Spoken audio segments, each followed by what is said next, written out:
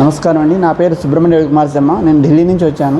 సోమవారం దర్శనం కోసం వచ్చాను. ఒక భోజనం ఏమిటని ఆలోచిస్తున్నప్పుడు శ్రీ సత్యదేవ బ్రాహ్మణ నిత్యాన్నదాన సత్రం నాగభట్ల కామేశ్వర శర్మ గారి అధ్యక్షతను నిరాడంగా 1987 నుంచి రన్ అవుతుందని చెప్పి వారు చెప్పారు, అధ్యక్షులు వారు.